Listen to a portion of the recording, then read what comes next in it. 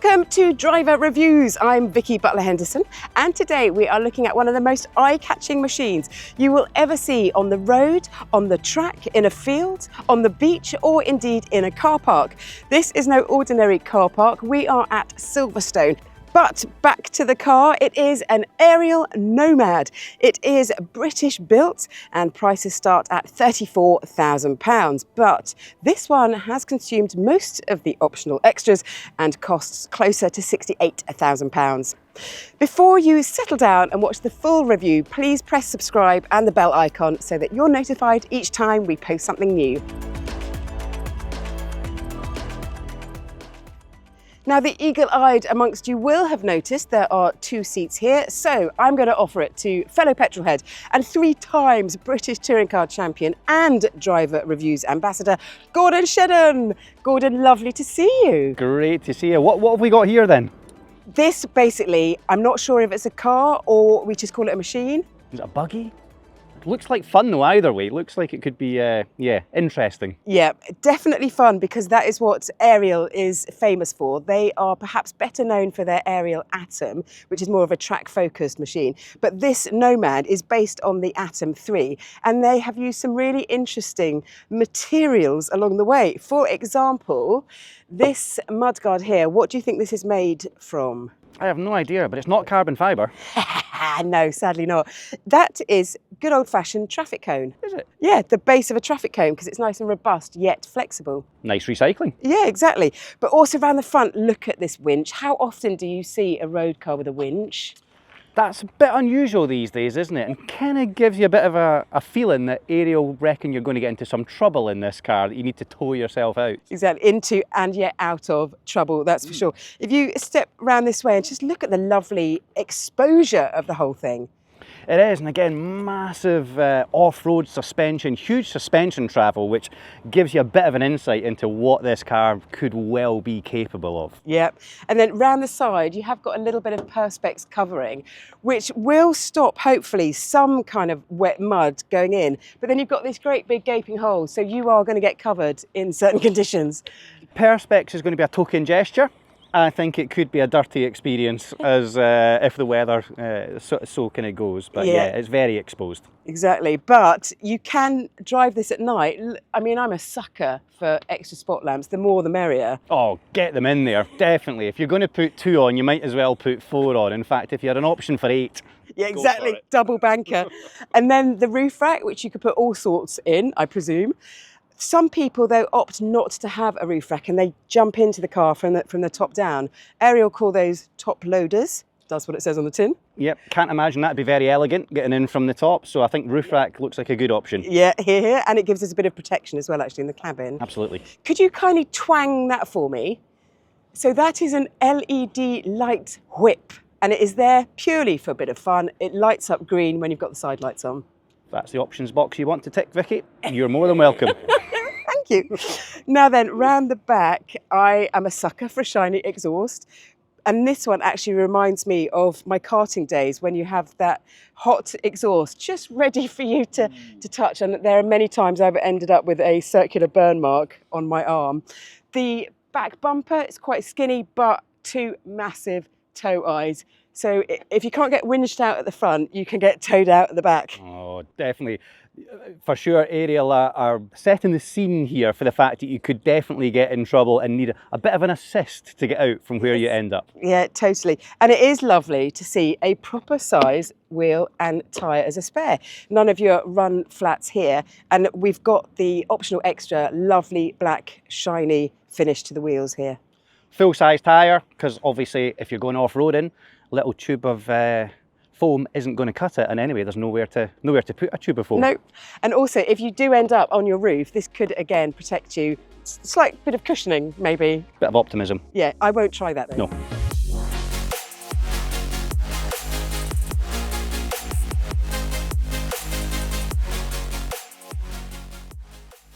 The Nomad has 15-inch wheels with Yokohama Geolandar AT Geo 15 tyres. Engineered for durability and high mileage, they resist wear, cuts and chips with an aggressive tread design to excel in all conditions and terrains. Certified with M&S, mud and snow, and 3 Peak Mountain Snowflake ratings for winter use, they've also earned an impressive rating of 4.6 out of 5 stars from drivers on Driver Reviews. Now, we need to get in. Gordon, I'm not quite sure how to do this, but I'd love it if you could show me. I'm thinking this could be Dukes of Hazzard style. I think that is the only sensible way to try and get in. So I think both feet, handy roof rack. And I'm in. Yay! I'm in. I'm going to cheat slightly. Take that out. Do you think we'll need this? At some stage. Oh, I should have put both legs in first. There we go. Loads of room. Yeah, it is actually quite big. Yeah. Bigger than I thought. Now, before I put the wheel back on again, let's just have a look at this dash carbon fibre. Like a bit of carbon fibre. Love it. And then all around are the buttons that control the onboard computer, so you can calibrate for different tyres and stuff like that when you put those on. And then brake bias, 16 turns to the front, 16 all the way back. What would happen if we had it all the way in either direction? Well, if you put it all the way to the front and you braked hard, you would just lock the front wheels and start missing corners. And if you put it all the way to the back, it literally would be like pulling the handbrake on when you jumped on the brake. So when you're driving it, different conditions, different surface, it's going to be very different from tarmac to sand to mud. So yeah, really handy that it's there and able to be changed so quickly. Yeah, I've got it set for the middle of the road kind of thing at the minute. Right, I'll put this back on. But the cabin itself, everything is just compact around the driver, isn't it? The pedals aren't offset in any way. It's got, got a good driving position. These seats are just single molded plastic. They look quite hard, but how do you feel in them? For a single piece seat, it's actually pretty comfortable, and I think the angle they've got just right. It holds you in the right places without being uncomfortable. But yeah, it just contributes to the driving position. It actually doesn't need to have a recliner in here, so No. they've got it right. Yeah, totally. How are you enjoying your footrest? Oh, that is a brace position rest. And when you look at what this car's capabilities are going to be, I'm really thankful this is here, for sure. That's a £250 option. Worth it. Another option is this hydraulic style handbrake. Oh, a giggle stick. That is the fun lever. So as we'll find out soon. Yeah, so that's about £1,200, and I'd tick that, wouldn't you? I'd have 2 of them. Yeah.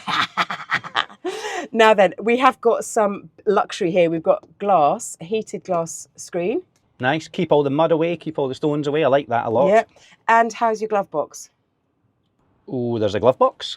Well, there is a box that can house gloves, and it's just outside under the nose. So it's not in the car then? No. Ah. Okay.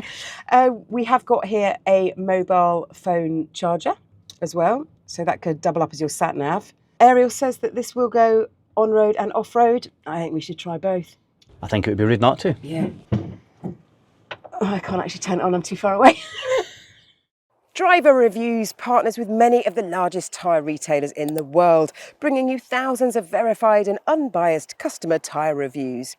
Our independent reviews cover over 70 different tyre brands across all price ranges and feature leading brands including Goodyear, Dunlop, Michelin, Continental, Hankook and many more.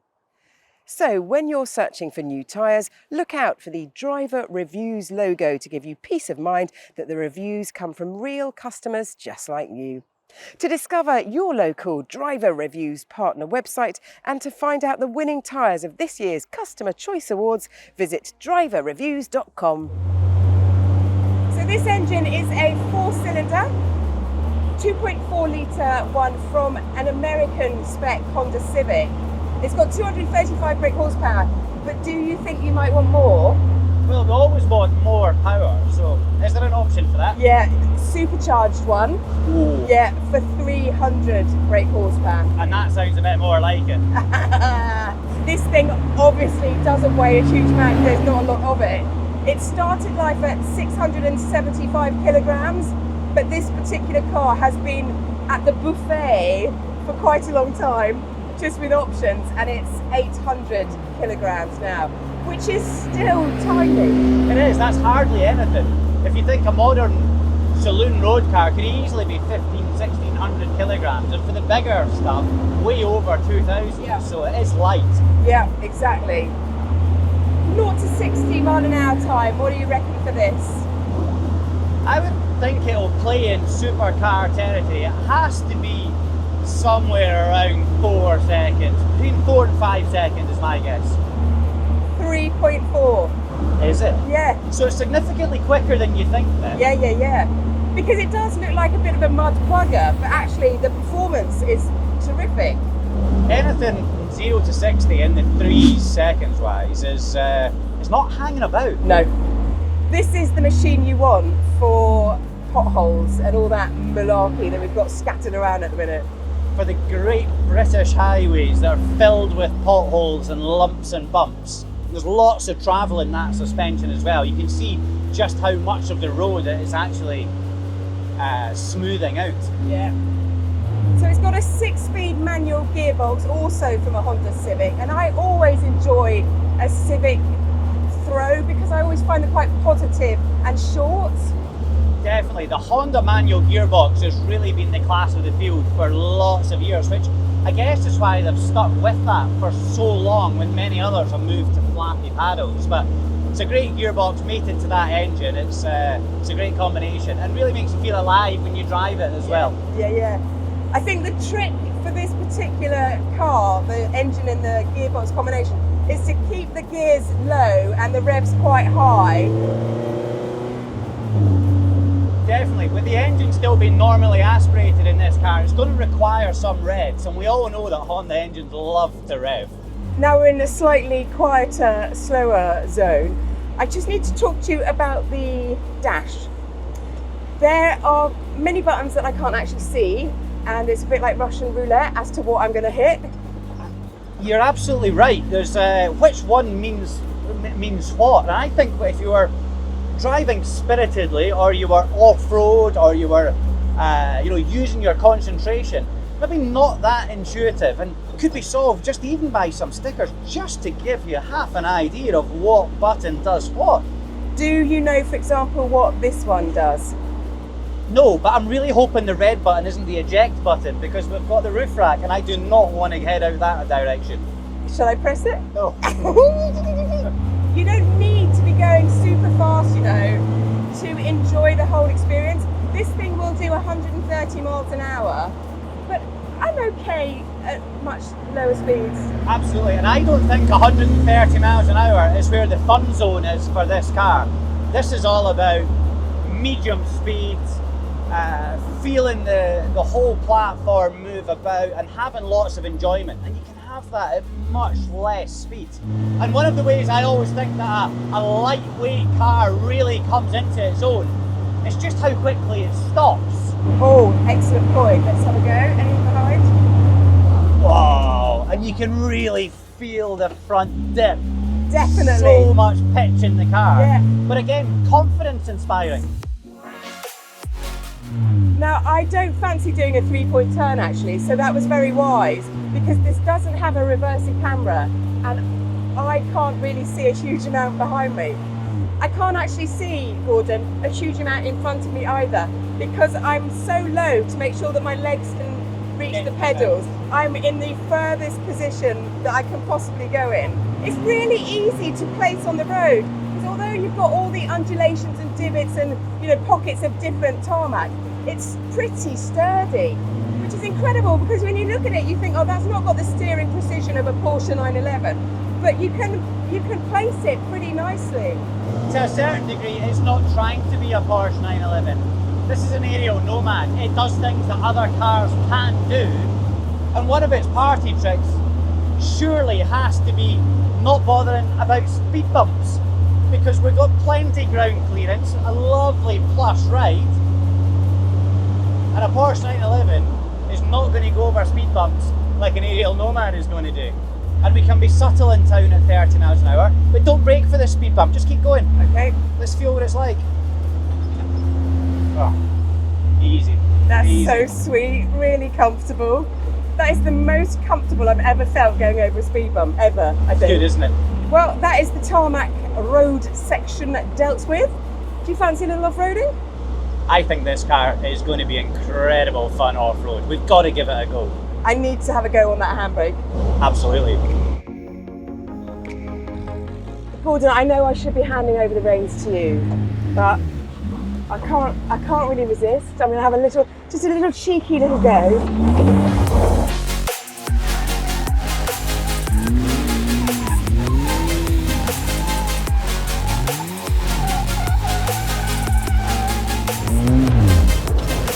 Oh my God, Gordon, this is ridiculous. You can see why it's fun and exciting.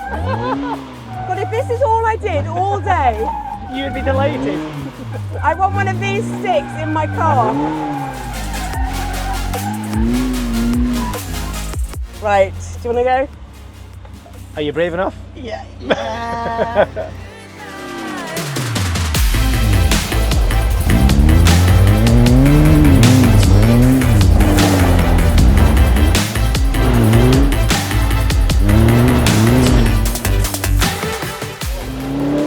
Try not to leave it in the bushes. Oh no! Oh no! Oh no! Where are we going? In our own fog.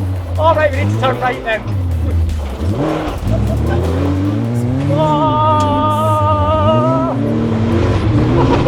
If this was pouring down the drain, we would be getting so muddy. We would, but we'd But we'd still be still be having smiling. We would absolutely still be smiling. Let's go again. We'll go Yes. again. Oh, little bit. Oh, dear, oh dear, oh dear. This is just hooliganism I know. at its finest. I know. I am waiting for a massive stone though to come through and wallop me in the face. Oh, oh, not again, not again, not again. Oh, we'll go this way, we'll go this way, we'll go this way. Oh, we'll come back up. Whoa. Big jump. Oh. It's the suspension which is amazing. So I think it's going to like bottom out or anything. But it doesn't. And it just keeps jumping up. So much suspension travel. Yeah. And even when you drive it really, really hard, it's just taking it all in its stride. It's just incredible, isn't it? Whoa. Track limits, what track limits, what oh, that was a bouncy one. Sorry about that one. Oh, sounds absolutely wild. So much fun. So much fun.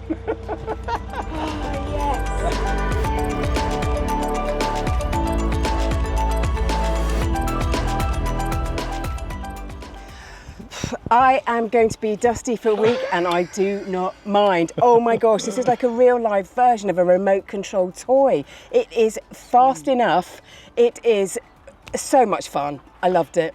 I tell you, it's like a Tonka truck, but I have never smiled so much driving a vehicle for so long. Yeah. I just think it's an incredible piece of kit.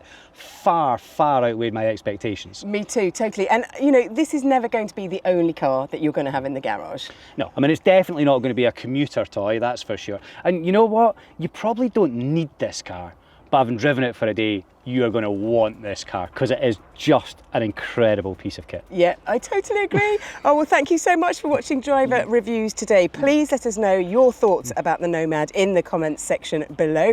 And please press subscribe and the bell icon so that you are notified each time we post something new.